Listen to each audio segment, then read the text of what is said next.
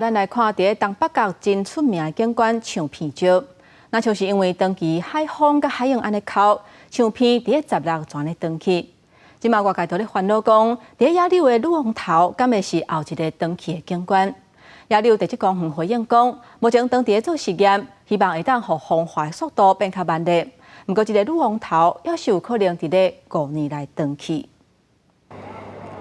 来东北角海岸，袂少人拢会甲当地景点唱片岩翕相留念。不过，这个壮观的景象，伫16进入历史。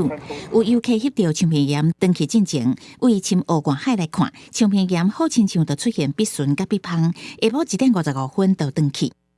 因为昨天风浪很大了，被拍打好，然后造成那个整个断裂，怕游客就是会可能要去看现场啊，所以目前保全的部分啊，还是做安全的一个管制，先把它封起来。较早唱片岩捌因为游客爱爬起来抵数当地正垃圾，本来新北市政府想要指定做自然纪念物的保育特景，不过居民烦恼生活互人干扰，也是影响发展，到尾也无做成。外界关心野柳女王头敢会是后一个长期的自然景观。 到今年9月底，女王头岩滚还有118.3公分，以当年1至2公分的风化速度，目前女王头还搁伫正常风化范围内，不过未来5年也有可能有长期的危机。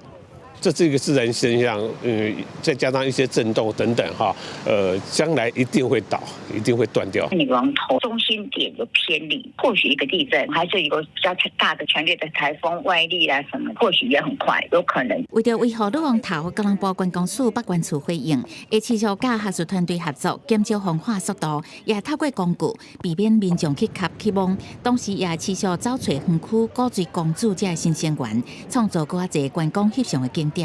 记者综合报道。